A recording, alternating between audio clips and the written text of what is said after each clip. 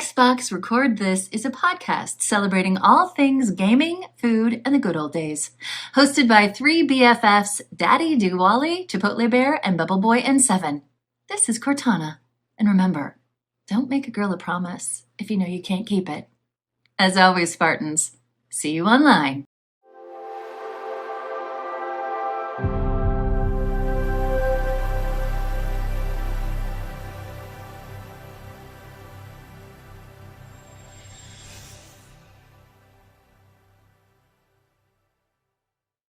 Oh, hello.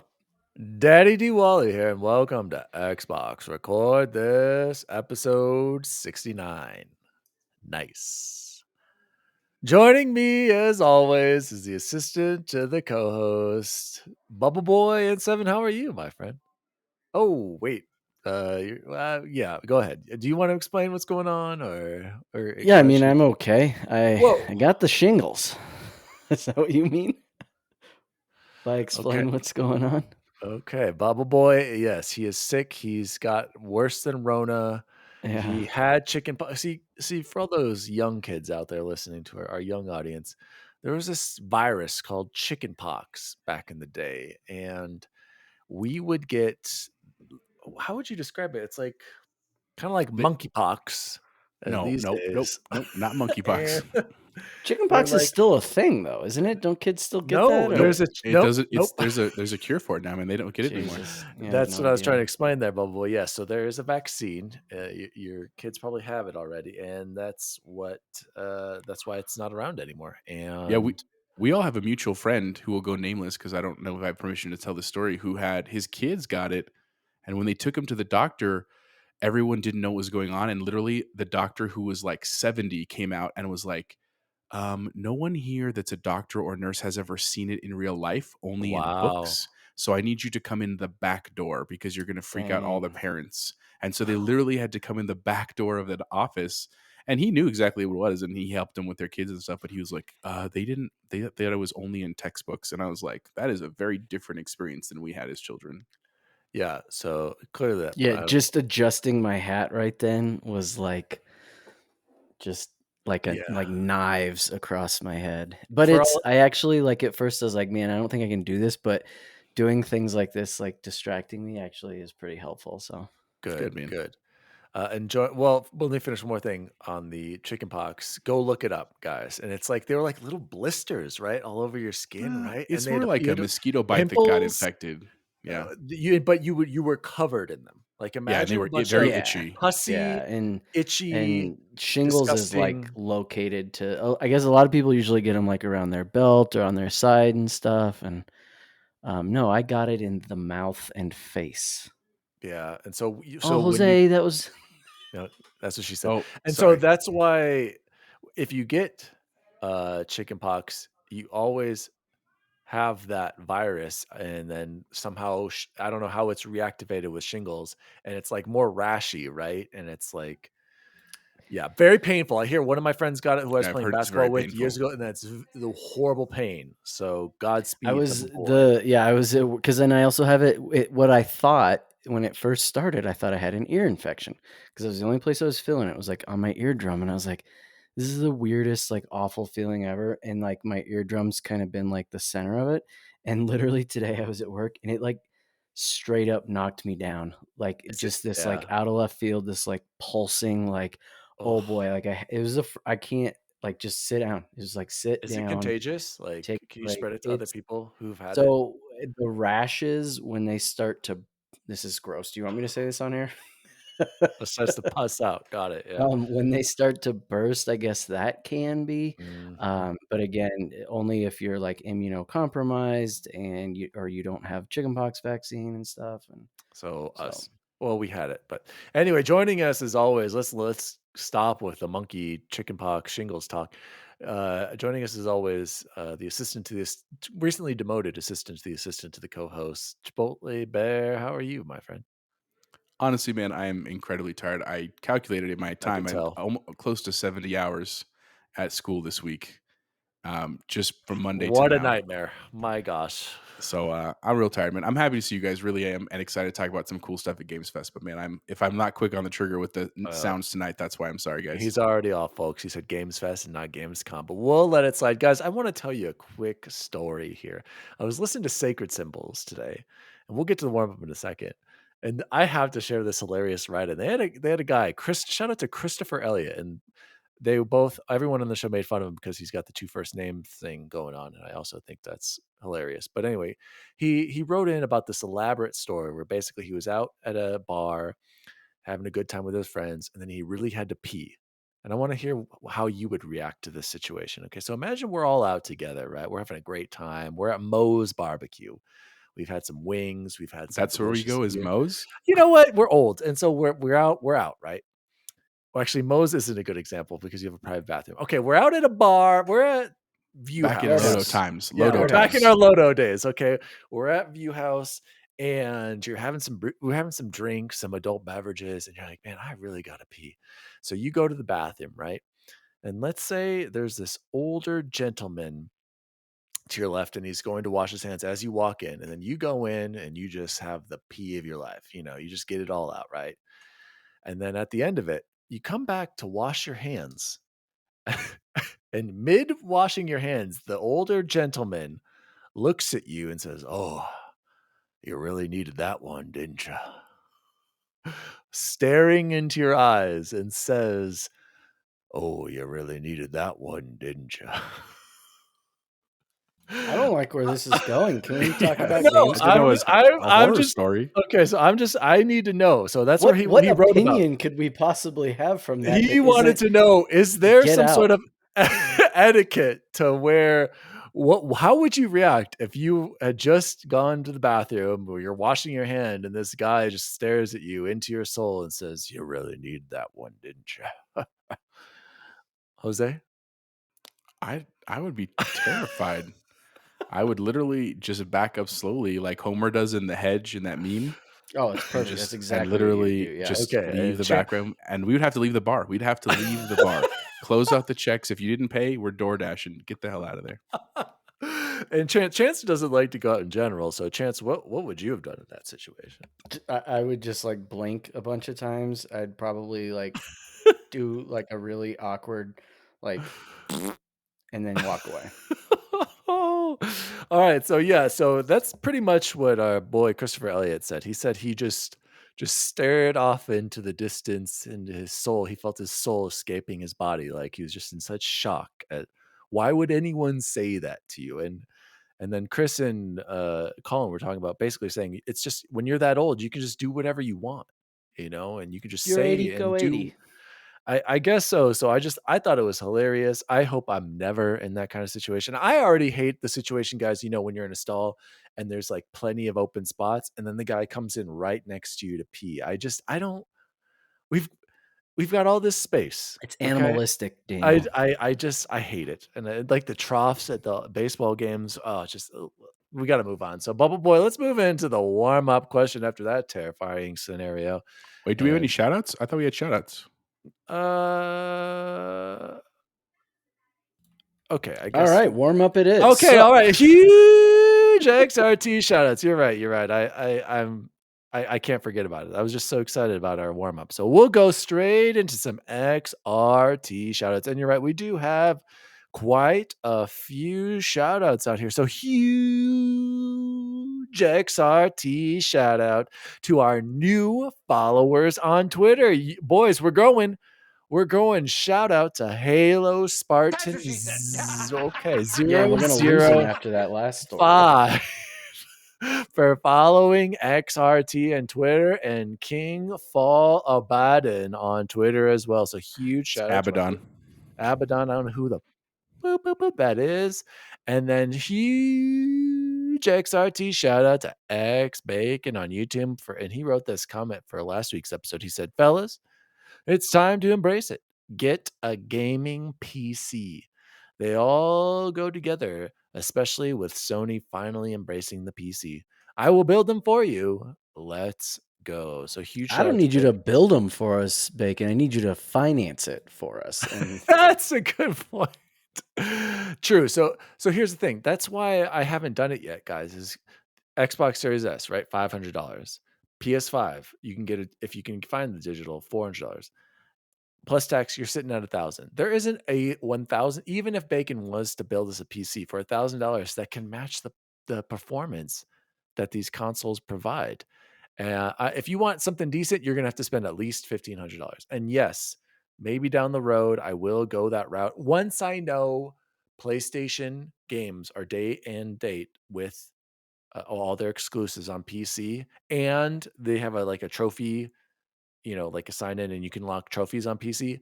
That's probably will be the day I make the switch because I cannot wait to play PlayStation games with my Xbox controller. Like I've seen it already, like seeing God of War and seeing the prompts with RB and LB and like ABXY buttons. I'm like, it's so weird, but it would be so He's cool. absolutely right. So down the road, Bacon, maybe we will join you in your PC master race. So huge XRT shout outs to all of our new followers. Thank you so much for following the show on Twitter. And Jose, And good go to hear ahead. from Bacon. We missed you, buddy. Yeah, good to hear you. Well, he's been writing in occasionally. It's not like Bacon hasn't been around. All right.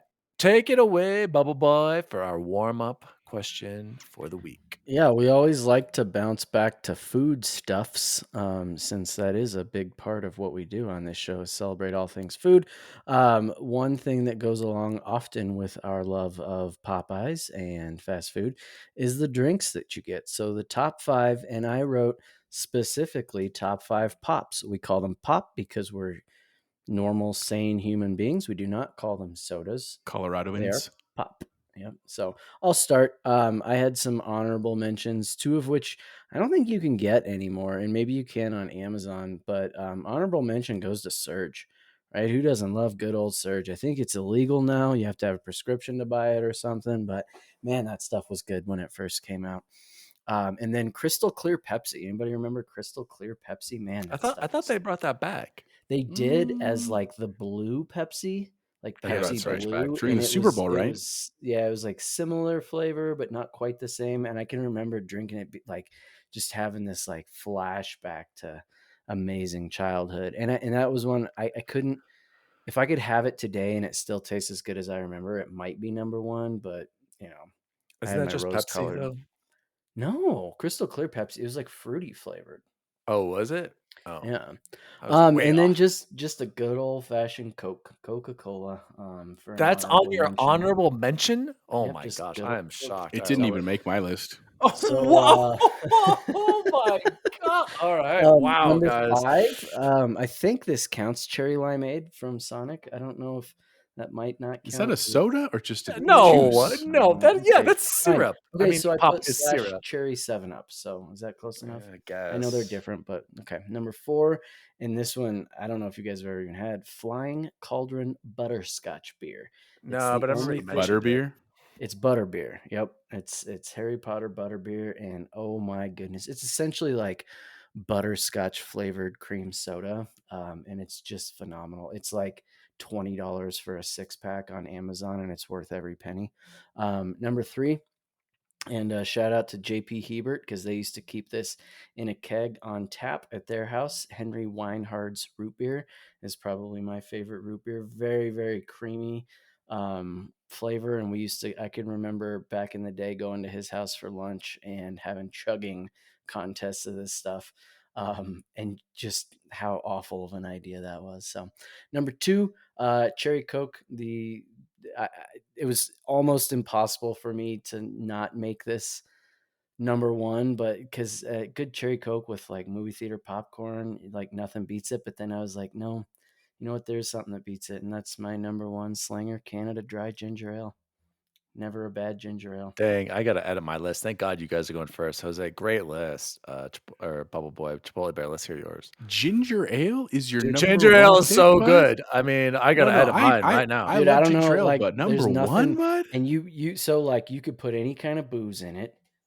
What, name another pop that you could? I mean, maybe Coke, but you're not Coke? gonna put tequila. I don't know, and I don't know. I guess you're not gonna put tequila and ginger ale. I Tequila don't and know. ginger I stand by ale? my list. It's infallible. All right. Well, I'm disruptive as caca right now. Like Dan told me to get. You're gonna hear my list. You're gonna see some serious shit. That's what's There we about to go. happen right now. Okay. Did he say caca? Yep. Well, we're stop gonna making say fun of my some- list. You're gonna say Otherwise, some serious caca. Go ahead. Honorable mentions for me: cream soda, just classic like mug cream soda. Like as a kid, love it. As an adult, I don't know if I would actually drink it. It's very, very sweet for my taste buds now.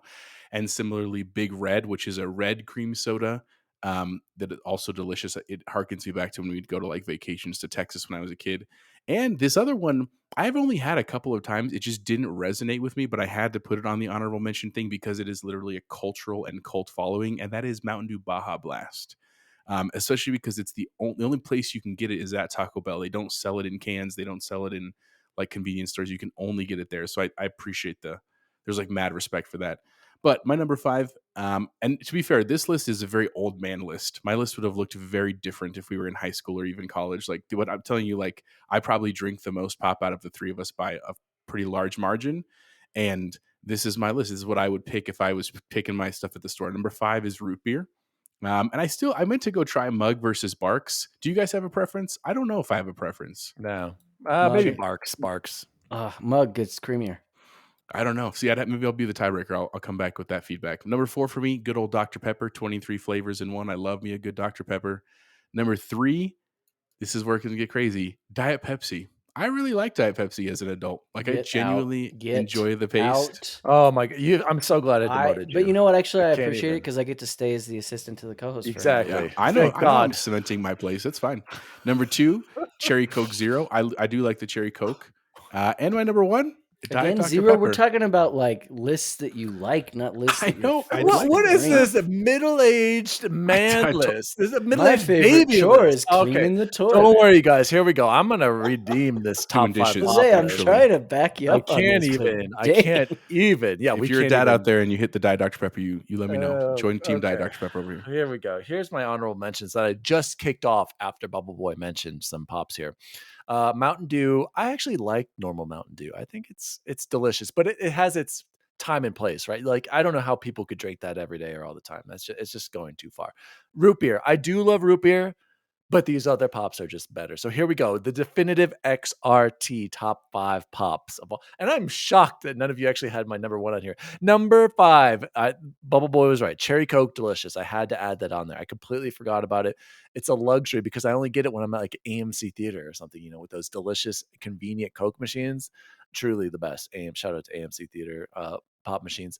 Number 4, grape soda. None of you guys had delicious grape soda. Are you insane? I feel like I'm taking crazy pills. Number 3, just standard Coca-Cola. I'm shocked. Did you have that, Bubble Boy? You didn't, did you? It was an honorable mention for him. Yeah. Thank God. honorable. You know what? Every time, if you have a cold Coke on ice, it is pretty dang delicious. It just never disappoints. Am I going to grab that first? No. But whenever I have it, I'm like, man, this is really good. And there's a reason why they're number 1, you guys. And then number 2, Bubble Boy, I completely forgot. I'm embarrassed. Canada Dry Ginger Ale is so good, Jose.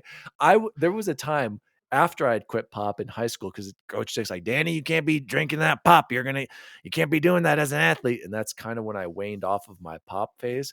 And I think when I was single and on my own, I bought some Canada Dry and I drank it straight for like 6 months every night. It was so good. Canada Okay, you want to Dry, talk about old so man good. middle-aged drinks? I assure you that Canada No. Dry is that. Allie No, loves no, Canada no, Dry no, too. She no. loves ginger ale. Dude, ginger ale is so good. And Bubble Boy is right. You can make lots of drinks. Like a dark and stormy, you can do it with ginger ale and instead of ginger beer. And I'm sure it's just as delicious. And then number 1, I'm shocked no one has it. It's Sprite, you guys. The lemon lime goodness. Are you kidding me? Sprite is so good. So I'm not good. a big fan of Lyman. Ugh, it doesn't even really I taste mean, like technically, cherry Sprite's like my. Yeah, my I know cherry you limeade. I you kinda did had it on have there. some on there, so that's the definitive top 5 pops. I'm actually surprised, you guys. We are very different in all of our selections, so please send us your top 5 pops. Bacon and Bizzle and Claire. Unless there's a bunch of diets on there, then we don't care. I Exactly. disagree. You write them in. Please, Tell me I'm not alone out please here. do not write And those if I am in. alone, that's fine. And more for me. I'm Hey, cool. Matthew I'm fine with it. Kennedy and Nagachaka, please send those in. I need to hear Nagachaka. Nagachaka. I need to hear top 5 pops because I feel like I'm taking crazy pills, especially after Jose's list. Bubble Boy's better, but I know Bacon was a big pop and caffeine guy, so I'd love to hear his. Well, actually, nope, never mind. I take that back because nowadays it's going to be all Diet Caca like Jose's. So great warm up question, Bubble Boy. Let's jump into some Xbox news and gaming news for the week. And of course, that means we're going to jump straight into Sony PlayStation news right away because I wanted to address this. I gotta get your thoughts on this from the Econ Man. The PS5 price is to increase in select markets due to global economic environment, including high inflation rates. And this happened on August 25th, straight from the PlayStation.blog.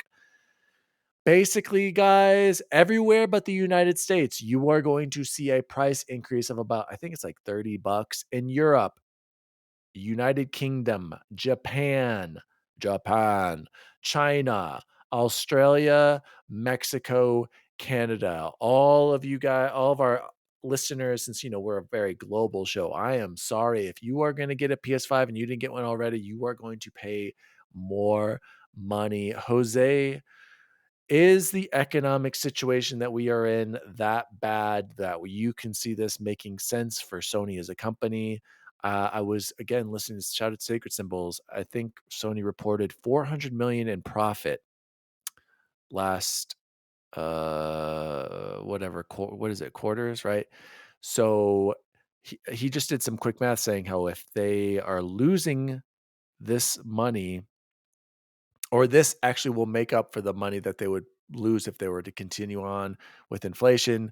The United States dollar is still holding strong, apparently. I don't know. I don't pay attention to that, but apparently it is. Jose, can you talk to me a little about this as an econ guy? Does this make sense for Sony to increase the prices? And why can Microsoft get away with not increasing the prices? So take it away, Mr. Econ. Talk to us about this global crisis that we're in. So I have a couple thoughts. One of them is, for the record, I am not a Sony shareholder. I am not on the board of Regents or whatever they want to call it. But I think this is a terrible move, like just a god awful move. And I actually tweeted at the Xbox account this week when I was like, man, this feels literally like that experience that we all had with the Xbox One, where they were like, we're going to do all this stuff and it's more expensive. And then right afterwards, they were like, and you can't share games. And Sony made that commercial that was like, this is how you share games. That and was the killer, Jose. But I'm saying this feels exactly like that, where they're like, we're raising our prices because of the global thing. Because that's kind of been what we've heard about every industry for the last couple of years because of COVID. Is like, oh, shipping rates and production times. And this happened and everyone was kind of like, okay, like that sucks, but I kind of get it. And then they went to Xbox and they're like, are you going to raise your price? And they were like, no. Right. And so like, to me, that is literally 180 of that situation. But in terms of the economics, a couple things.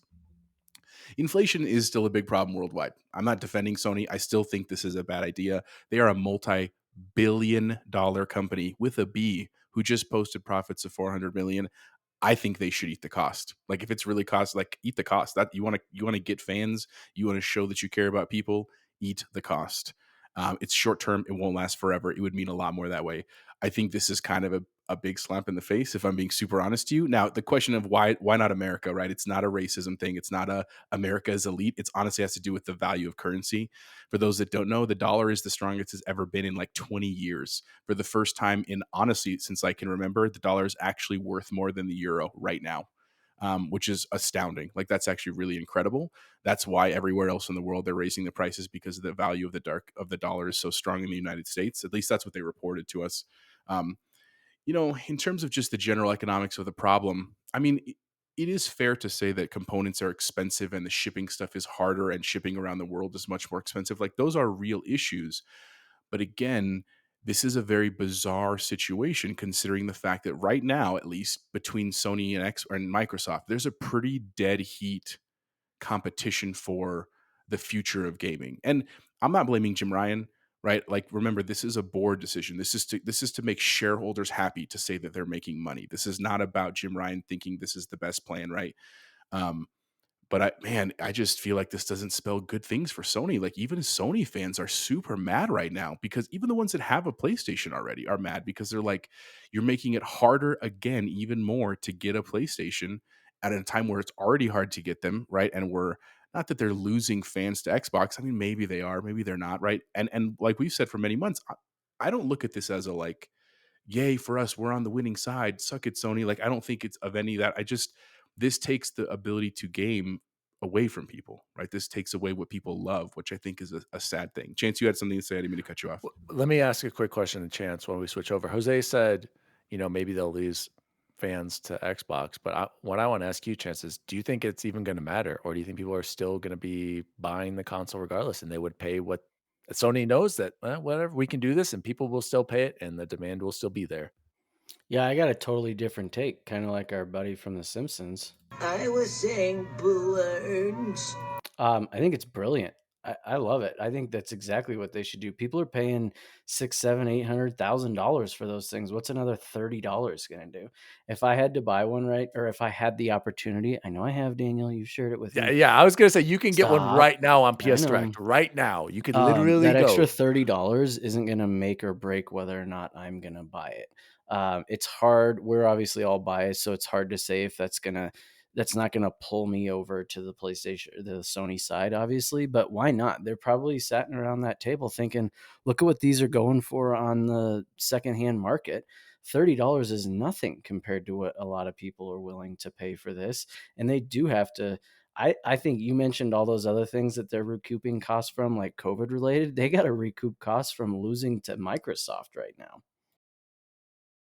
In the world of economics, though, just for the record, we call that price gouging. That is literally an academic thing you can study where you have goods that people want, and because they're scarce and because you can control the supply, you raise Supply the and price. demand. Yeah. No, that's not supply and demand, though. That's different. This is literally price gouging where they're not changing the supply. The supply is, they're trying to actually ramp up the supply, right? And yet they're still raising the price of that. No, because that's why people were paying $1,000 for it, because the supply was so low.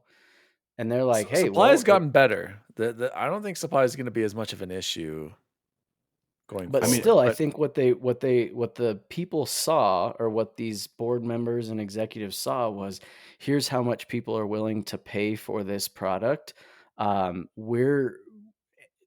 is not making as much money as they could, right? They had a perfect, like, this was kind of like certainly not like a soft open, but they were like, okay, well, people are willing to pay $600-$700 for this. Let's raise the price. I don't know.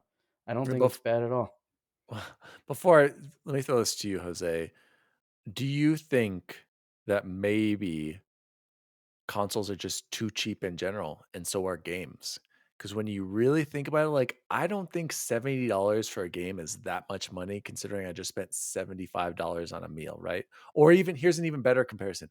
I just spent $70 on a bag of dog food for Riley. Granted, that dog food lasts a pretty long time, but yeah, her science diet, the big bag, used to be like $45, $55. It was $70 today, okay?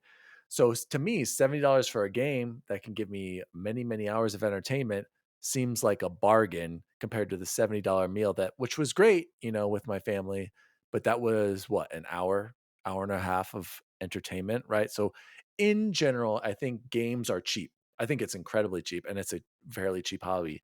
But then I started thinking that $70 game compared to the price of the console at $500.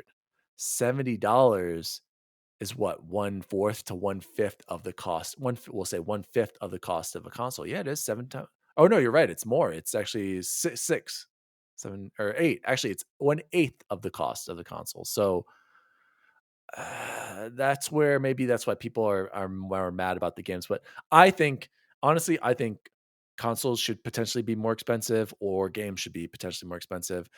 But like, we have Game Pass, so I don't really care. I mean, that's the greatest deal in gaming, and I'm thankful to have it, especially now. Let me go to Jose. Well, Bubble Boy, what did you want to say something really quick first? Yeah, especially going back to Bacon's comment about building a PC, and as someone who thought, I know we kind of talked about this a little bit. I thought I bought like an amazing entry level gaming laptop that was no, I know I did. I'm saying I thought for that $900 I was going to get something that was going to blow my socks off.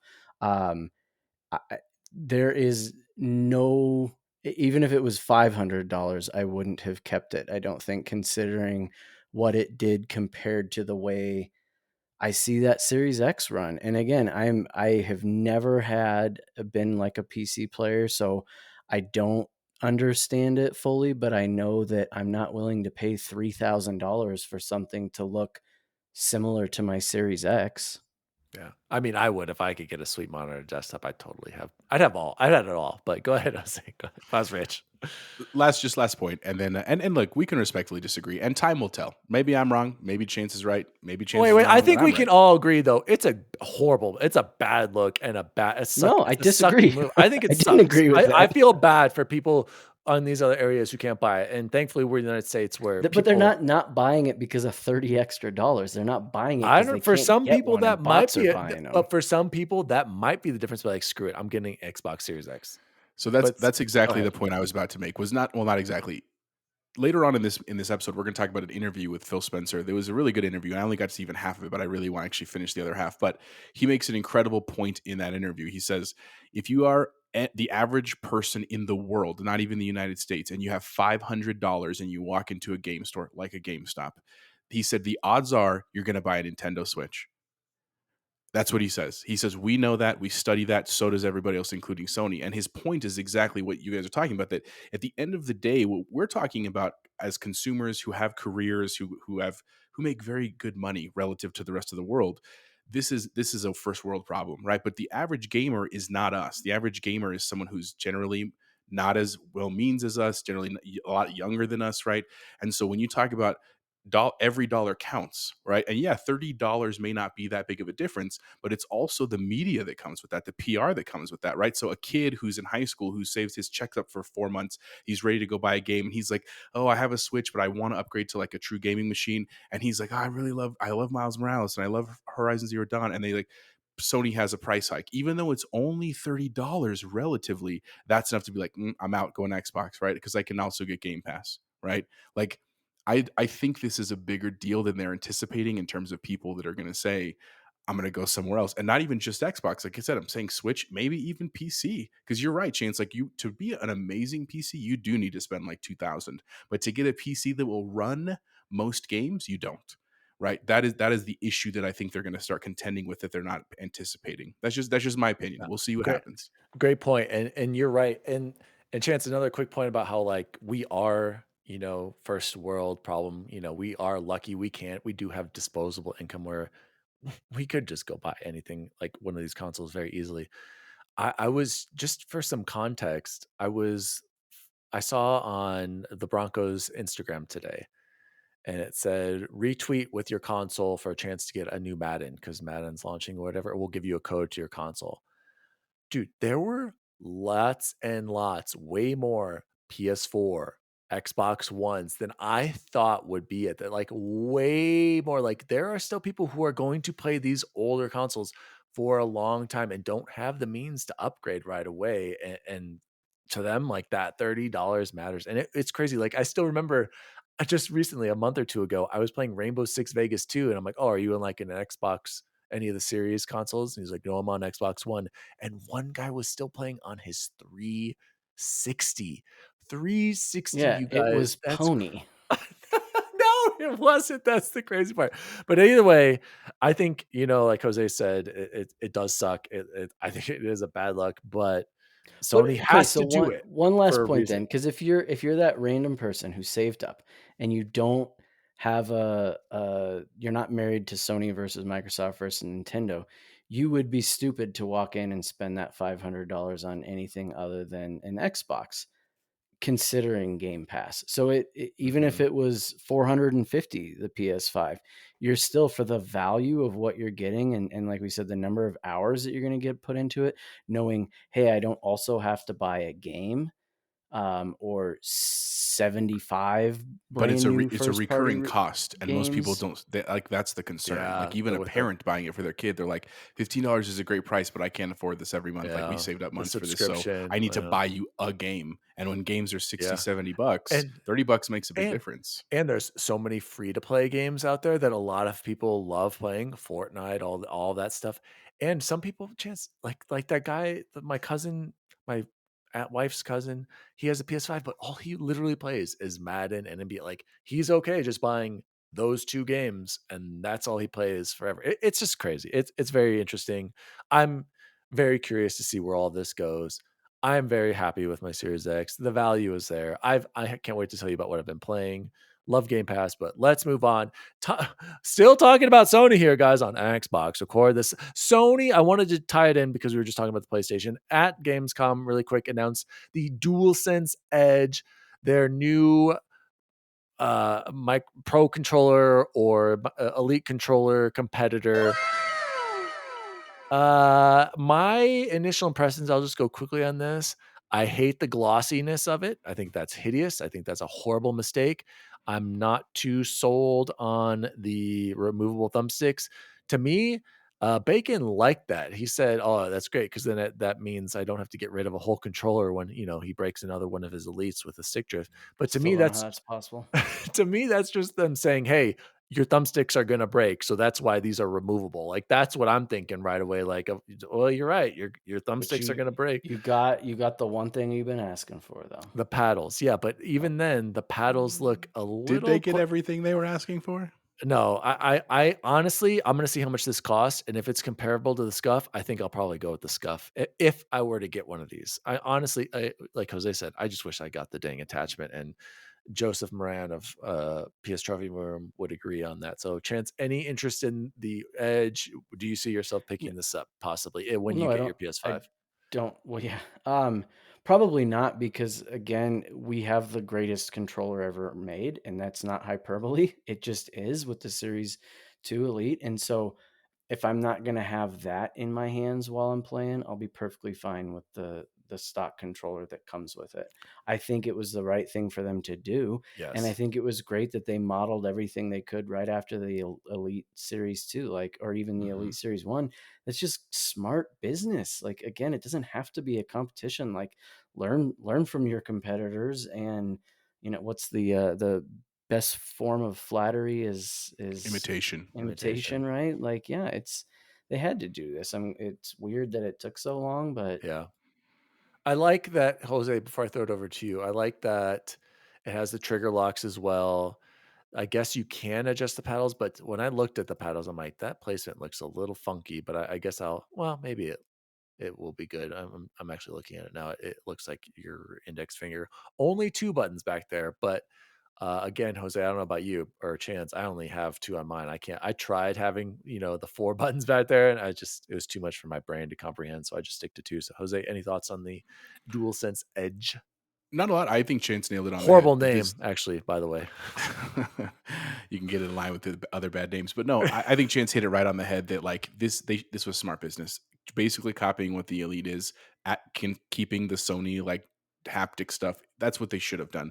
I think it's a little weird they didn't have the 4 triggers, even though I'm just like you, Dan. Like I don't have 4. I've tried it. but It's the too much for option my would be hands. nice. But I agree. especially if the price is going to be comparable, having all the features matters. Now, granted, I know theoretically it does have more options because again, some of the haptic stuff than the Elite does.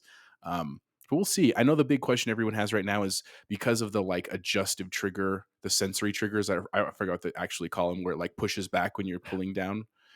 They don't know if Haptic that'll triggers, actually yeah. work if you switch the settings up. You know what I'm saying? Where it's just a click. Like, will you still Yeah, be able to like have it'll that? have to be disabled. Like, there's no Yeah, way using it would them. work, Like, right? by the way, once you guys get it and use it, you're gonna turn it off too because it's annoying. The Yeah. vibrations are the best part. Sorry, go ahead.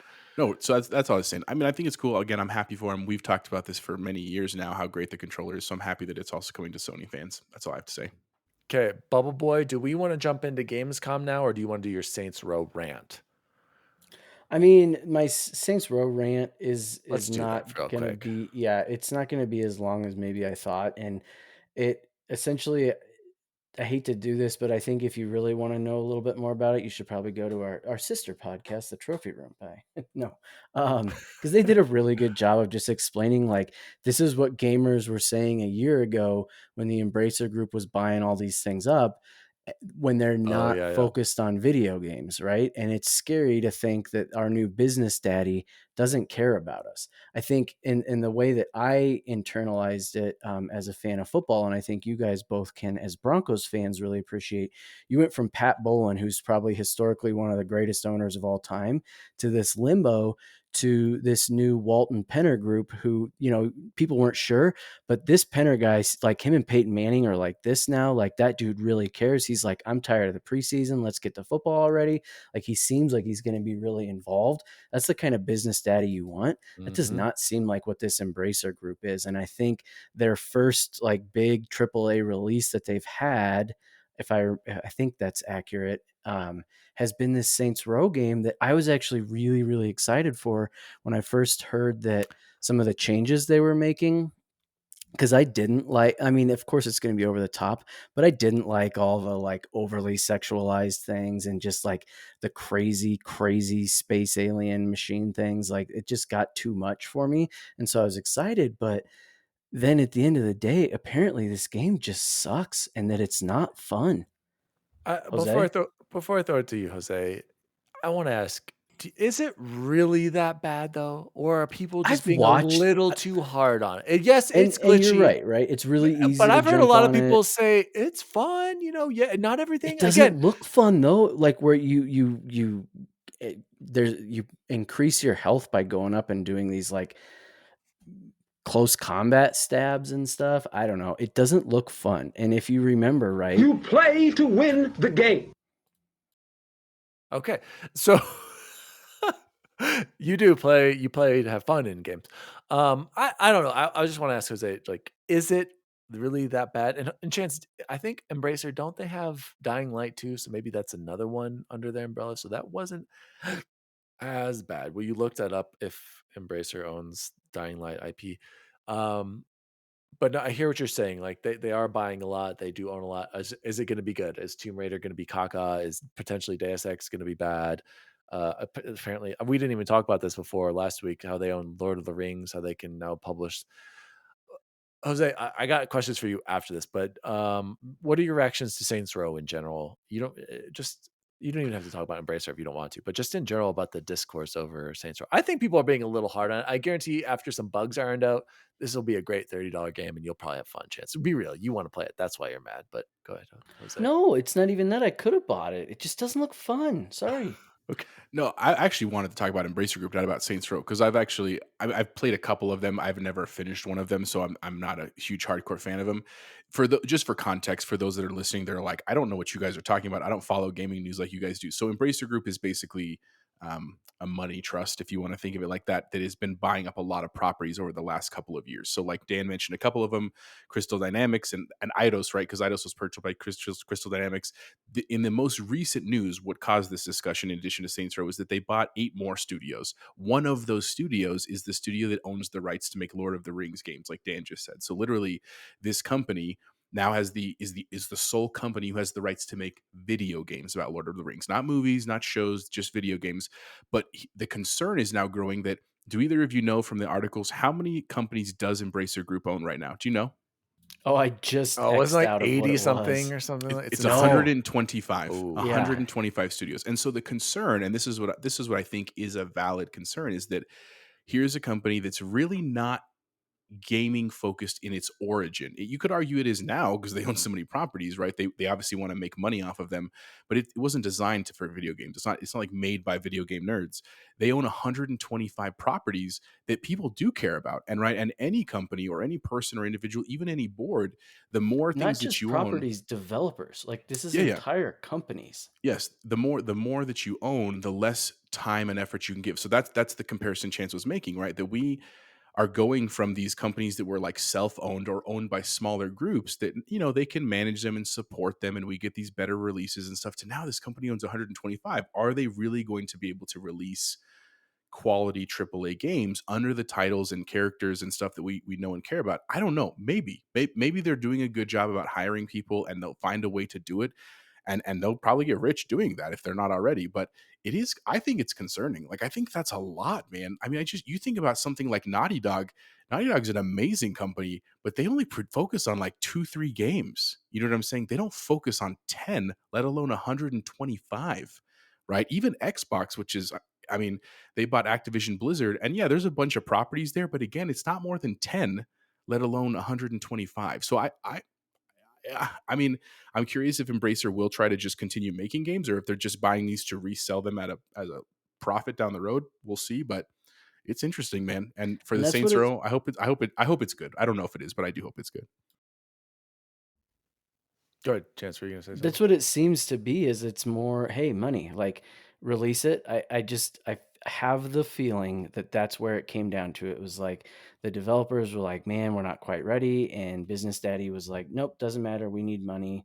We need return on this investment that we made on you guys. We need the money now, so put it out, and it doesn't matter if it sucks because we can just fold you into one of these other 123 companies we have.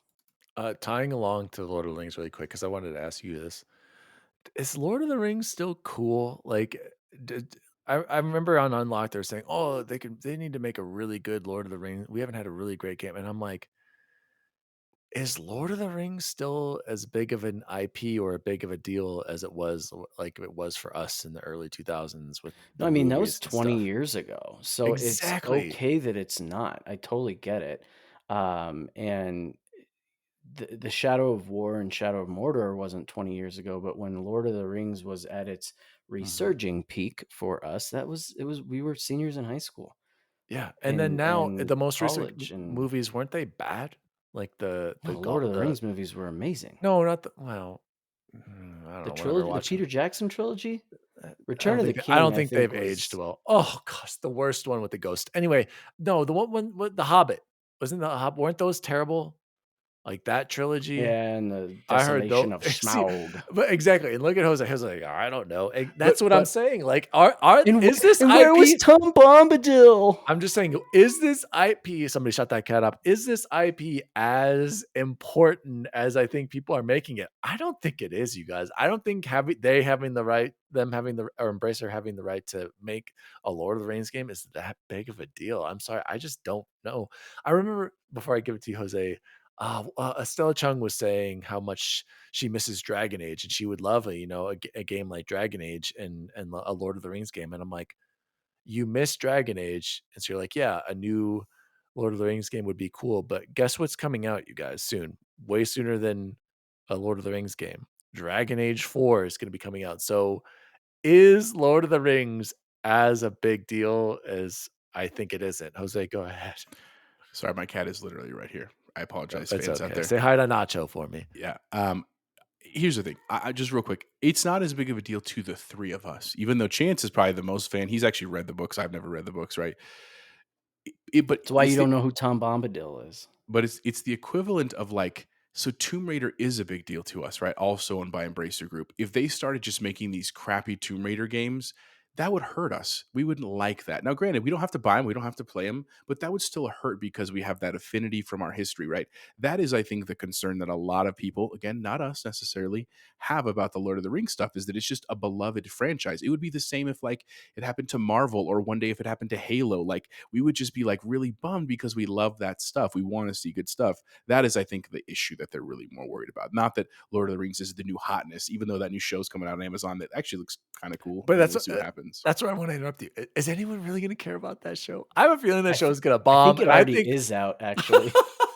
I was watching the terminal list, and no way. No way. No, It's not out. I think the first. Okay, there was an advertisement for it. Then when I was scrolling to get to the terminal list, here's the only other thing I want to say about it.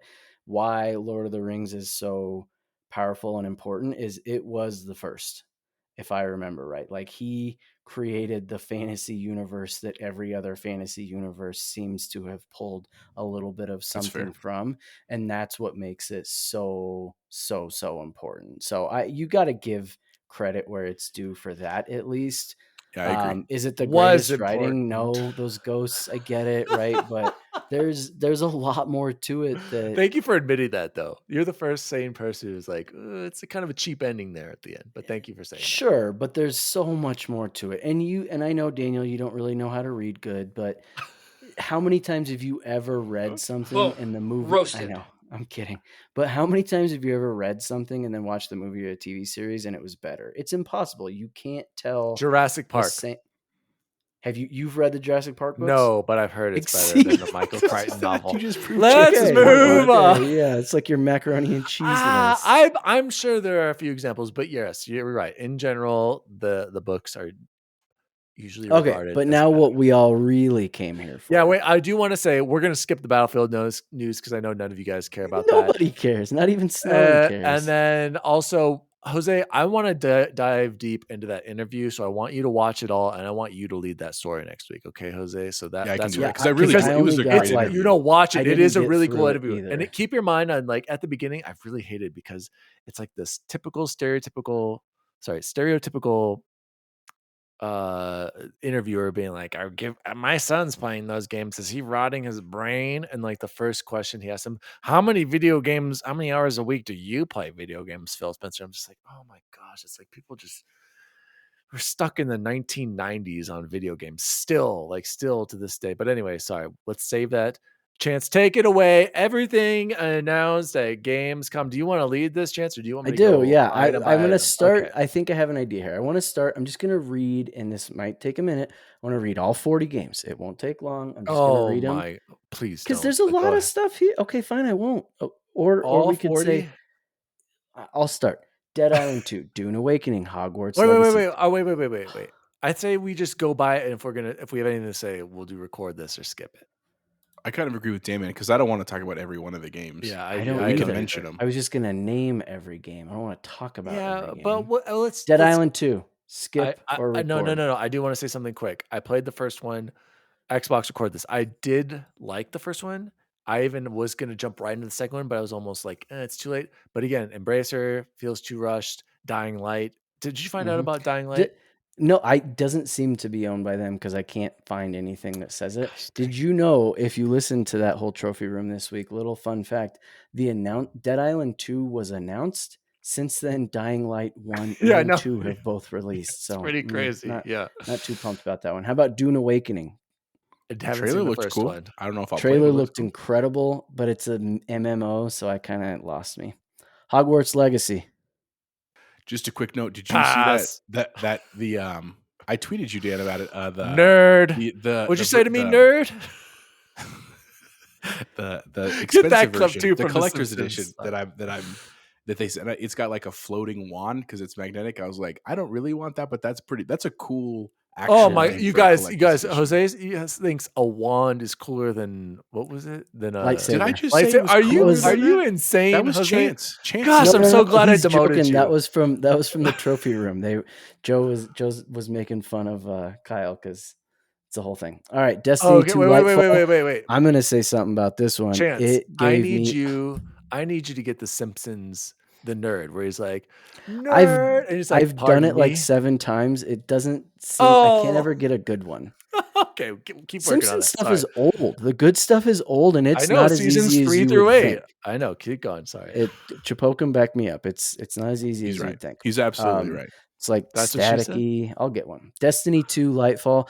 I was pumped because did you see this where they had like the grappling hooks and stuff? And it seemed like I a heard that there's theme. got grappling hook. Guys. I need someone to play the Witch Queen with me. Can one of you guys get it and jump on me? Jose Snelling. Okay. Next, and I'm gonna say right now, I'm calling it.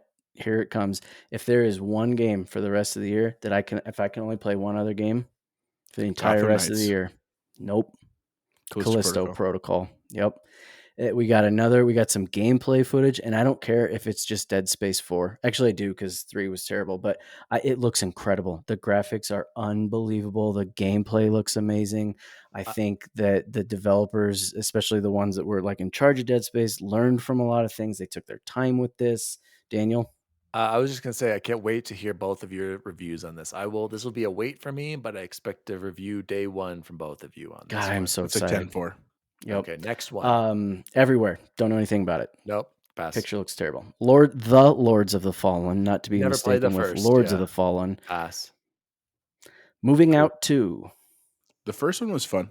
It's a good game to play with your wife. If I had more time, I hear it's like the cooking one. What was it? The cooking game? Overcooked. Overcooked. Yeah. New Tales from the Borderlands.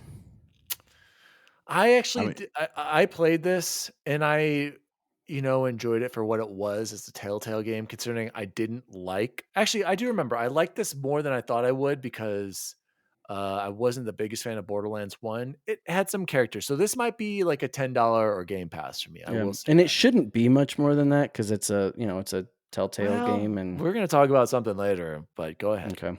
Dying Light 2 DLC. I still need to play the first chance. Did you ever give us an update? What's going on? Oh, yeah. Okay. Dude, that was back long time ago. Yeah, but you kind of just trailed off. Is it worth what's the rating here? Worth your time. Or no, it worth depends on how much what? time you want to put into it. We'll talk about it later. Okay. Tortuga, A Pirate's Tale. No idea. Marauders. Not A Pirate's Tale. Sonic Frontiers coming out the exact same day as God of War. Yeah, that's a day one for me, bud.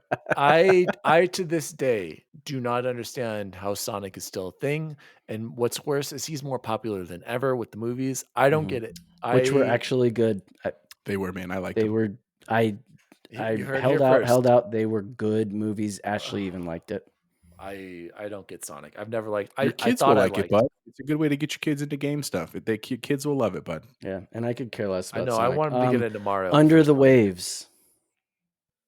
By the way, are you guys looking at the pictures I'm looking at right now? Yes, I am. Yes. Goat Simulator 3. Wait. Okay. So open the article, and then at the very top, it has the list, and then there's like the pictures. I thought you're going down. You're not going down by pictures right now? Click on at the very top. There's another link that says like a simple list. That the first link has like all kinds of every game featured and words and every game featured. I think it's just got little tiles of all of them. Goat Simulator 3. I hear they're good, but never played any. Same with Monkey Island. Return to Monkey Island. I need to play this. I hear it's a classic. Is what I'll say. Moonbreaker. Friends versus Friends. Let's just get to it. Here's the game of one of the games of the show, Lies of P. Am I right, Bubble Boy? Are you as pumped as I am for this game? Because this looks like here's how good it looks. If you started with, hey, there's a game about Pinocchio. Nope. I'm gonna stop listening. I could care less. Jiminy Cricket. Nope. None of it matters. Don't care about any of it. Terrible story. But oh boy. If you haven't seen this trailer, you have to go see this trailer. How excited are the two of you guys? Very excited. It looks awesome, man. Of Pinocchio, but he's a badass who's got Souls combats. He's got some grappling device. He's got some elements of RPG. We've got some sort of gothic setting. This looks dark. This looks awesome. I cannot wait for Lies of P. And guess what the best news about it is, Bubble Boy? Why don't you tell us where it's coming out on? Is it coming out on Game Pass? Game Pass day one. What a grab. We're not buying this for $70 for you Sony ponies out there because I'm going to play it on Game Pass. I can't wait. There's a chance it's terrible. I'm just like, how can they make good? Can they make Pinocchio cool? This is how. Exactly. And also I do want to say I'm not watching anything more about this. I don't want to see anything else. I'm already sold. I didn't even watch I saw bits and clips of this. I'm like, all right, this is okay. I'm done. I need it. And we're going to get to another game where I'm the same way, but keep going. Yep. Chapo, do you have anything else? Like, do you know more about Pinocchio? Like, is his nose going to be the sword or? No, I don't know more, but I honestly, a lot of these that were bangers, like Dan said, I watched like 10 seconds and I paused it. Same with Callisto stuff. I didn't even watch the full Callisto thing because I'm like, I don't want to ruin the game. I know I'm going to love this game. I don't want to ruin the game. So man, it looks cool. And I'm not even that good at Soulsborne games, but it looked rad. Yep. Stranded, Alien Dawn. Pass. Sure. Atlas Fallen. It was kind of a cool trailer, but it gave me like Darksiders vibes, kind of. And it's an Unreal Engine 5, wasn't it? Yep. I want to say that just those they look real. They look real because I didn't. Was this a CGI trailer or yes, a lot of them it was were, all CGI. And that's what I heard. I didn't even want to watch it. Here's the other thing though, because I didn't watch it live on YouTube. I watched a bunch of these on my OLED, like through my Xbox later, and man, I just Homeworld 3. Okay, Genshin Impact. No, but let's go to the second best game of the show, Chance. You know what I'm talking about. High on Life. This game looks awesome. I saw just a little bit of this boss battle where he's slipping around and the gun's talking to him. I'm like, I'm sold. I already know. I want a first-person Sunset Overdrive with a little bit more crude humor. Sign me up. I am all aboard the hype train. I cannot wait to play this. This is going to be a game of the year contender. I can already feel it.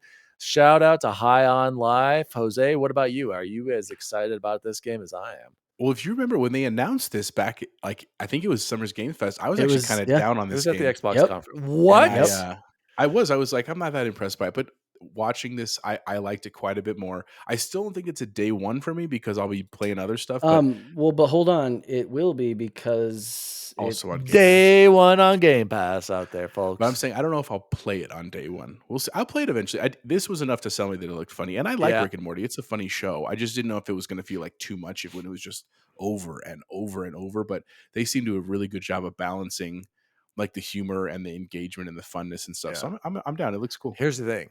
I got to interrupt you. I know why you're probably not going to be late because that's probably around the same time as Callisto Protocols. That's what I'm saying. I'll let that slide. And I got Gotham Knights right before that. I'm gonna be into those. I was going to say something. So I will provide some insight on this one, but also I know nothing about Rick and Morty, and all I know is this looks funny as hell. So I'm pumped. That has no influence on my decision to play this. I don't think you could pay me to watch Rick and Morty right now. I couldn't care less. Like I just couldn't. And this looks great. And I think one of the ways that it kind of clicked for me was I was like, do you know how hard it is to make something fresh and new and unique nowadays? Exactly. Unique and funny, Chance, and to make it funny like South Park. Yeah. So I'm very pumped. I might, this is one I feel like I might watch a little bit more, especially if they focus more on the knife with the Aussie accent. Like that guy just seems like he's going to steal the show. Don't spoil it. I only heard about him. All right, next, The Expanse, a Telltale series. I'll be the first to say this is one of the most underrated TV shows. I've heard about The Expanse, so maybe this will be my end. Maybe. Yep, this could be your end. This should be your end. Okay. Maybe if they do it well. I don't know who's writing it, but Killer Clowns from Outer Space, the game. Looks creepy. Looks very terrifying. Scars Above. All right. I guess you guys really want to just go to Word Song, Age of Empires 4. Let's get to the next one, Bubble Boy. We all know here's Park one Beyond. I'm concerned about this. Stop showing this game. Gotham Knights. We know it's coming. Just stop. Just stop. This was the craziest thing that came to it for me, that I was actually glad that you did get to see. I was reminded that this was the Court of Owls, and you get to fight the Talon. I forget the name, Jose. Like I was like, no spoilers. I don't know anything about them. Well, I'm like, oh yeah, thank you. I forgot all about that. Everything else was so focused on like each of the characters, which makes sense, but. Aside from the fact that it's the people that made Arkham Origins, I'm excited for the Court of Owls. So here's the real question. Are we going to try to all play this together if we are all getting it? I think we should try to all play 17,000 different games together. Dan, you and I can play together. I'll stick to Destiny. Yeah, maybe me and you, Jose, because if we can get chance some like Surge, you're right, so we can stay up late one night. I mean, let's be real. 3 nights. But so Chapo, if there's one game on the list, this is it for you? No, it's Callisto. Honestly, it's probably Callisto. I mean, I'm pumped for Gotham Knights, and it's a day one for sure. I'll happily pay the money. Like, it's not even a question. Well, let's save that question for later. We'll say what are your top ones here. Chance, just say the names of the rest of them. Yeah, I have nothing else to say. Meat, which had massive Ghosts of Tsushima vibes.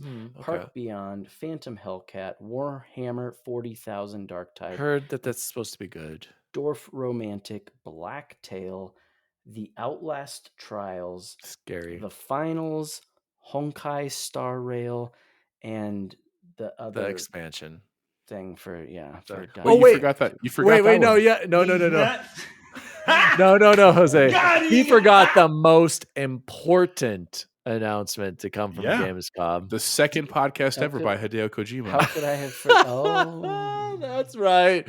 HIDEO had to make an appearance at the Keeley's Part 2. HIDEO, he said, Kojima Hideo is how he said his name. I listened very closely. It's Kojima Hideo, and Hideo Kojima is making his own podcast that will be translated from Japanese to English and launched in Is all he kinds doing of the languages. translating too? Chance, you already know he wrote, directed, is starring, producing, and translating, and doing everything possible with this podcast. Yes, he is Yeah, producing his and second the podcast trophy after room was a XRT. little upset because they were like, "Man, he's creeping in on our turf." But I think this only helps us, right? Because he's gonna be name dropping XRT left and right. I would think. We got to set him a hoodie. Yeah. On a serious note, is he's kind of getting a little too full of himself right here, boys? I mean, right? It's a little honestly, it's a little weird to me that he didn't already have something Yeah, like this. true. Like he's about 6, Does he have 7 his own years behind the boat. Does he have his own YouTube page? I'm gonna guess. Nope. He has to, right? Nope. So maybe No, because it's I think begun. the issue he's It's going to run gonna into be is the consistency part. Like, Yeah, Yeah. he's we've gonna found have doing 2 it. or 3, and then he's gonna pay some. That's what I'm saying. I just- Exactly. Well, no, it could be He's like a gonna get limited bored. run show. Like there have been, like I listened to Story Time with Seth Rogen. That was like a few things and it stopped. And it made me sad. I'm not gonna lie. I wish I could hear it every week. And then the Meeting Tom Cruise. Guys, go listen to the Meeting Tom Cruise. It sucks that it ended. Chance, you will appreciate it. Listen to that podcast. But shout out to Hideo Kojima for creating his second podcast. Anything else, you guys? Oh, let's close it out with this. Top 3 announcements. Top 3 games from Gamescom. I think we all agree. But you have to do 4, top 4, because All right, there's really like top 4. Chance, you Yeah. lead the way. You lead the way. Callisto Protocol, High on Life, Gotham Knights, and Lies of P. That's gonna be the same for Exactly. top that's why I 5. said Do you a had top to 5. Here's a top 5. Okay. Destiny, Lightfall, Callisto Protocol, Lies of P, High on Life, Gotham Knights. That's probably for all of us, isn't it? Does anyone have any different ones? there's a was the lot that I 5th might one check you out. Like put on there? the I put Winds one looks Destiny. interesting. Like I might try some of those, but like the showstoppers were the ones that I for sure want to Yeah. play. The others I'll kind of wait to see how the reviews come out, probably just because of There was time. only one other one. I think I would. Okay, have to you go can with that only pick Expanse. one game from this to Yeah, I play already this said it. year. Callisto Only one. Protocol. Callisto Protocol. Yep. It just From Unreal. Looks amazing. Are you trying to get me to say something different? You keep like Well, you're trying no, to I'm just formulate a thinking, like, question. With that. I think mine would be I do High on Life. I want something different. I want the comedy. I could wait on Callisto Protocol. But that has been the Gamescom 2022 announcement. Guys, that has been the Xbox/gaming news for the week. Let's jump into what have we been playing and or watching. Does anyone want to go first or should I go first? I'll go first because probably the littlest amount of playtime. You're probably the smallest one, Jose. That's what she said. Thank you. So I did finally beat Inside, which it was cool, man. You guys were definitely We got to right. hear it. What did you think? Definitely- Okay, spoiler warning, spoiler warning, spoiler warning. Should we talk about this or what are your theories on Let me the give ending? a spoiler for your review. Maybe one of these episodes will do a couple spoiler casts of a bunch of games, but for this one, I'll do it spoiler free. Very cool game. The mechanics I really enjoyed. The puzzle aspect was really, really rad. I really did like that. Like that's what kept me playing was like each area. What was the thing you had to get through with the sound? What were we missing on that level? You don't stop it. That's what you do. You let it keep spinning, and you have to time it so that when it's going up, it blocks you, and then you wait a couple minutes, jump really and far, you jump right? while it's blocking. Like it was a brilliant mechanic, and like that. It got to the point in the game where there were things that you didn't need to do, but they were there as like false, like to mess you up. You know what I mean? So really cool game. There is, without a spoiler, there is a part of the story that's about 85% of the way through that is just bananas. Like that is the only way to describe it. Like I was cruising and I was like, okay, clearly we're getting to the end. Like you can feel it, the mood, everything. And then this event happens that I was like, I thought the game was over. I thought that was the end. And then I was like, Did oh, you no, just I sit can there for a still- little bit? I was and like, I not can still move? control this. And then I will say I didn't love the very ending. Like that, I thought that was a very bizarre. I agree. After all of that, I didn't understand why that was the way they chose to do it, but I did enjoy the game. I certainly agree that it's worth your time and money, especially because it's right now free on Game Pass. If I had to pay for it, I think if I spent more than $10, I'd be kind of upset. I'll be real honest with you. Ooh. Even though I I think think it's a it cool launched at game. 20, and I think it would have been worth it then. Claire, just for our listeners, think of a Super Mario Brothers, but very dark and gritty and more mechanics. But it is like a platformer. Yeah, it's a platformer. Yes, I it wouldn't is. say it's like Mario though. I don't think that's a good Yeah, it's a comparison. You platformer, right? It's not literally like jump and Mario. go from places and like interact with things. That is a platformer. I'm A sure I'll play it someday. platformer, if it was made by Claire and Jose, Fowney, you're go gonna play hate it. me. If it was made by the bad guy from Sid from Toy Story. No, Yeah, I think that's it's a little closer. worse than that. Anyway, the other thing, I finally, to appease Daniel, I did start GTA 5. I'm only literally like 15 minutes in. Like I did the prologue. I did the first mission. I'm now just with Franklin where he just like I have full control, just do what I want. Like I'm only that far, but I promised you that I would start the game before the next episode, and I did. It's just been a crazy week. I mentioned earlier in the show, but now as things slow down for a week, and then I have homecoming, then it is truly game time after that. So I'm excited to dig into GTA 5 in preparation for some Gotham Nights here soon. So that's what I've been playing. How about you guys? I'm still crushing my way through Bolivia and Ghost Recon Wildlands. I think I'm ready. I just finished tonight all the main game, and I'm ready for the DLC. Nothing really new to add. What I did want to talk about, though, is per Chipotle Bear's recommendation, I watched Prey, and I loved it. It was great. I didn't watch it with Ashley. I think she would have actually really liked it, though, for as much as it is very much a Predator movie.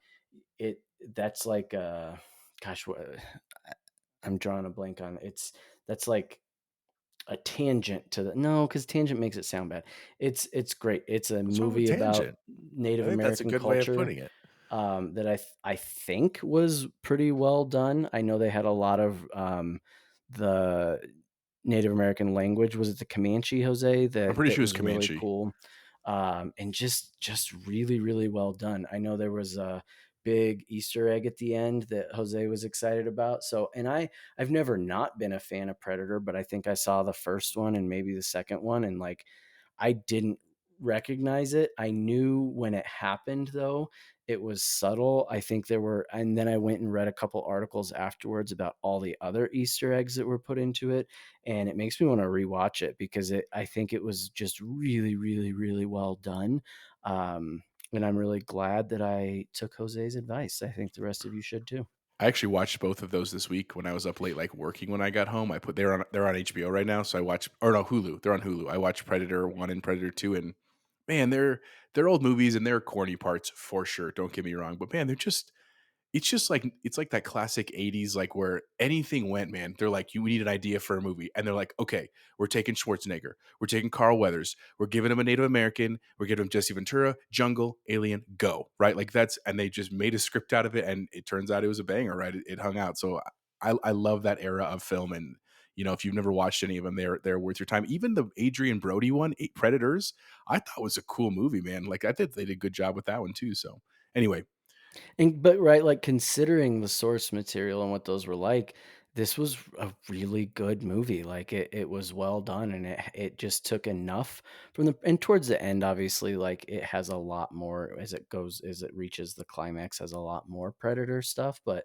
for the good first half hour, I don't know that you even see any Predator stuff. So it you was do have great. to I'm glad admit I though, watched even it. as a lover, you do have to admit her main weapon was a little like, okay, that seems a Oh, little bit out it there. was You know what I totally mean? trash, but it made sense, right? Like, Yeah, it did. and It you was could at tell least you were fair. like, oh, they're gonna have like 7 different times where if it was any other weapon, she'd have. But and it reminded me of a video game, honestly, Yeah, like and kind of that's a like great comparison. God Kratos's axe in God of War, right? It reminded me a ton of that. Yeah. I'll jump in here with what I have been playing first. Gentlemen, I did it, and Jose saw this, and I think Chance knows. I got 1,000 out of 1,000 on Cyberpunk 2077. Not much else to say. This game is a really great game. It is worth your time and money. And for the $30 I spent, I think I finished at like 95 hours, Chance. Just incredible combat. Let me beautiful interrupt you right city, there and just say one graphics. thing. I told you so. Okay, we told you this for months that you should play this You game. kind And of seemed like you were like And I middle of the road on it. told you so. Yeah, no, Chance definitely did, and I was wrong. And shout out to Pan Am. We all have a crush on her. But I do have to say, it's just, again, I have to reiterate, it's such a shame how the game launched. It should have never came out on the other consoles. They should have waited. If they would have waited, people would be still excited and talking about this game as one of the greatest ever. Just they should have delayed the game. Don't do that again. It doesn't make me want to go back and play Witcher though. I like the setting of Cyberpunk. No, they're and I can't go entirely back. different games. I know it beautiful, but Cyberpunk. And you know awesome. what? Hey, you grow the most from the biggest mistakes, right? And so maybe this had to happen to make The Witcher 4 the greatest. Shout out! I was on a Twitter space with Paris Lilly, and I asked him. I said, "Do you think CD Projekt Red will go back to Cyberpunk as in a sequel?" And I don't think he got that, but he did say how, there's going to be that big DLC eventually, which of course I'm going to play. But do you guys think there'll be a Cyberpunk 2, or do you think this is just the damage was done? We are never going to see a proper Cyberpunk like world game again, like another release. I think in the world where money is king, and we were talking about like boards and making money and profits, I think it's real unlikely because there's such a sour taste in people's mouths, which is a bummer. That is a bummer. The other one, Chance, you'll be proud of me. I went back and played some Resident Evil Village. I did my knife only run. Hold on, I did the Village of Shadows run. I'm 95% proud of you. Correct. And after all that, I was like, I had not done any of the mercenary stuff. And I did the first run and just seeing what it was in the village. And I was like, I got like an A rank and I'm like, okay, I guess I could get an S in this. But then isn't there like 10 levels Chance or something? And I'm like, I had fun with every single I see, one. And I'm at the opposite. I'm like, I just can't do. I know I could do it, Chance, but I'm like, I gotta move on. I want to play something else. It was like tense and frustrating, but I just No, I maybe down the road. But here's the thing that made me mad, Chance, and why I realistically I'm not going to do it is because I know there's going to be DLCs that come out, and I already saw it's supposed to come out I think in September. There's going to be like a story expansion with what's her face Rose, and then dude, they're adding more of the mercenary stuff, and I'm like, I can't do it. I'm not gonna get all the completion part of the game, but so shout out. You're right though. It was fun, Chance, going back and having my stake magnum and blowing those mother jammers away on that Village of Shadows, even though you could really get messed up real fast on that difficulty. And then the knife run, I had my lightsaber and I was just slicing them away. So, and I still though, and I think this is cool. Probably my hardest run was still that first one though. Right? Oh yeah, for sure. Nah, you're right. Well, and that's cool. Actually, I thought it was pretty easy. I was pretty stacked on. Well, none of it's hard. It's not like a From Software game, but it's when you don't have ammo, when you don't know what's going on too, and you don't know what's coming. Yeah, true. Good point. So, but guys, the game I want to talk to you about is As Dusk Falls. Guys, this game, this is the best non-Telltale game I've played, and I'm only halfway through it. This is worth your time and money. It is a very, very interesting story they've got going on here, and seeing all the possible paths. I'm telling you, As Dusk Falls, for our listeners who don't know, it's on Game Pass. It's on, I think it's only on PC and Xbox. It is a story of a family in Arizona. And it's a walking simulator. So you're just watching a story unfold, and you have a few interactions where you're picking dialogue options, or you're picking a choice on what action you want to do, and maybe some quick time events. And basically you're what is it? Like what's it called? Like a choose your own adventure kind of book or game. And I heard good things about this, and I was like, I'll get to it eventually. I want to keep playing. And even I was streaming for my brother. He is all aboard it. And he was talking so much trash at first. And now he was just all aboard making the decisions. I cannot recommend this game enough. I'm exactly halfway through. It is worth your time and money. Bubble Boy, go ahead. What did you want to say real quick? Because I think it's more. Well, one of the things that you kind of didn't mention that I think's worth mentioning, it's not a walking simulator to me, and that was one of the things that I really liked with some of those like I guess you're not walking, right? You're Telltale right. Yeah, games. you're right. You That have to. walking is so dumb, and it takes Pointless. away You're from right. the experience. And this throws that out. And I remember when I was watching one of the like developer videos on it because I was intrigued about how it was gonna play out. They were like, nobody liked that. We took out the boring stuff. I still think That's a great point. Well, how far are you in it? Did you so. beat I it? got through chapter 1. Does it pick up after chapter 1? Yes. And the next part, then my next question, without too many spoilers, is so I didn't love that after you finish a chapter, you can see that entire storyboard. Because Why? after I did, well, here's why. Because after I did that very last decision you make at the end of chapter 1, I was like, I want to go back and change that. Like, oh my gosh, and I You can can right then easily. and there. I can go back and change it. I did. Literally no difference. Like. They're It, okay. I think again, like these games have to bring you to certain points, right? But I For went back sure. and did something different, and this guy got messed up, and he's gone. He's So gone. I'm talking only So the very last decision, and I think you know which one I'm talking about. Well, maybe you don't, because maybe we took entirely different paths. But remind me, because I mean I've played 3 of them. so you either stole the shotgun or what the gun Oh from yeah, the yeah, yeah, yeah. guy. No, You no. either stole it or You you're either like, whoa, pulled you you got my either. wife. Well, you know why? But this I don't want to spoil it. That decision at the end makes sense regardless because of the But that's what's situation of the kind of gun. dumb about it, right? Like I will say there are other to me, parts. I was like, oh my God. Because the first time I did it, I was like, whoa, man, hands off. You have my wife. I'm going to play it cool.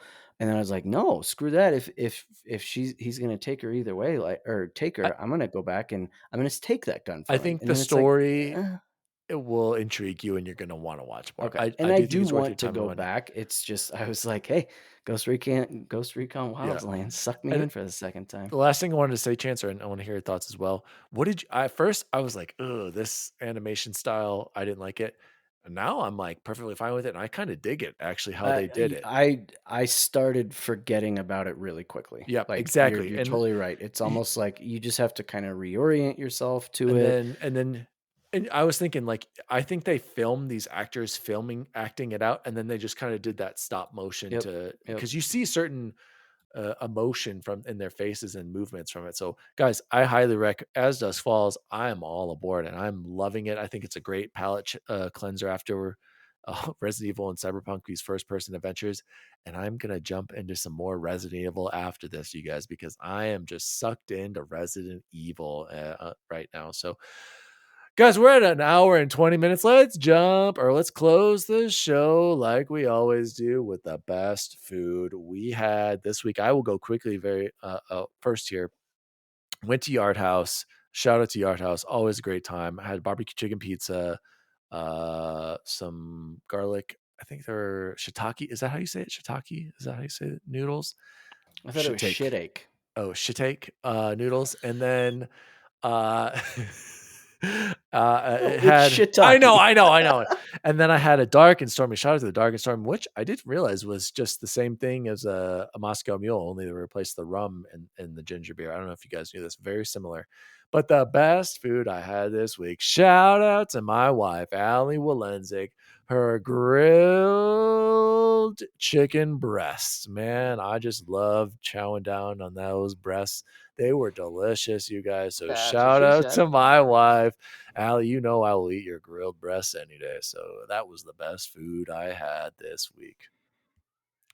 All right. Chance, you want to go? Yeah, and it's given me an idea for next week's maybe warm up. But I had Jersey Mike's a couple nights ago, and it's the best sub sandwich there is, the best fast food sub sandwich there is. Did you get the Philly cheesesteak like Joseph recommended? No, and I've gotten that a recommended couple of times. I love the standard turkey and bacon.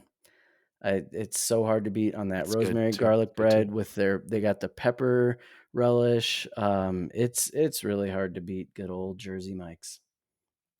Awesome. Well, I will finish it out with a classic. Popeyes. I actually got to go twice this week, if you can believe Dude, it. So, wait. You're still Is this keeping the last list. episode? yeah. Jose, you're still keeping the list, right? Because I think you're going to course. surpass Yeah, me. he was. He was. Oh, I it's a group list. 57. We're together with 57. I did thought you were doing individual as No. well. It's a group. Okay. Consumed as a podcast unit. Daniel, nobody's catching you. It's like your gamer score. Dude, I haven't had it in a while. I'm just saying, Jose's been putting in work. and a half.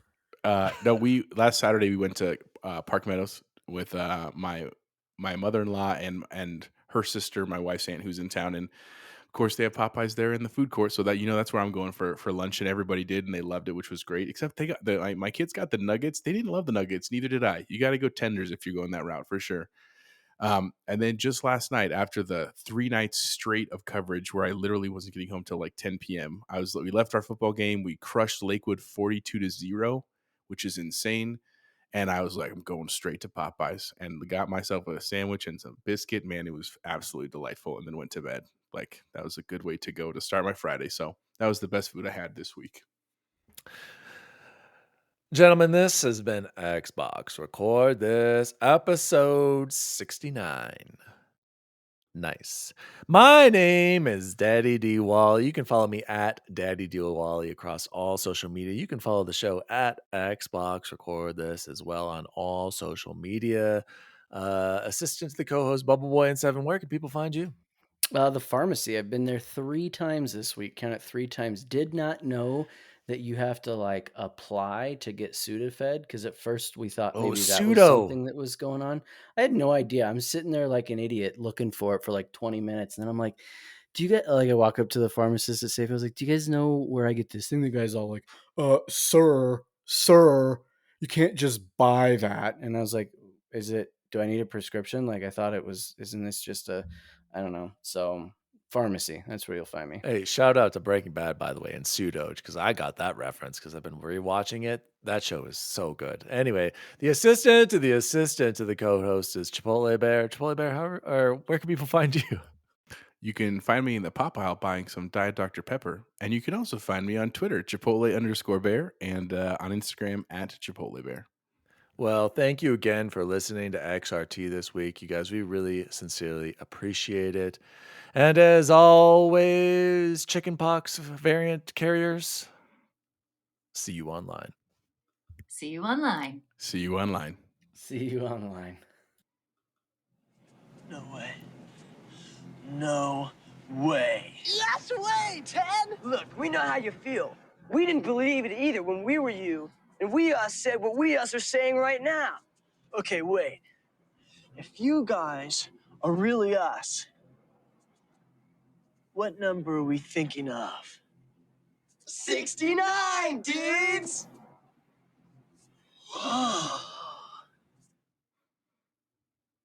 Nice. Xbox Record This is a podcast created by Daniel Walenzik. You can follow him at DaddyDWALLY on all social media. The assistant to the co-host is Jose Martinez, and you can follow him at Chipotle_Bear on Twitter. The assistant to the co-host is Chance Siegel, and you can follow him at BubbleBoyN7. You can follow the show at Xbox Record This on all social media. If you'd like to find out more about the show, visit xboxrecordthis.com.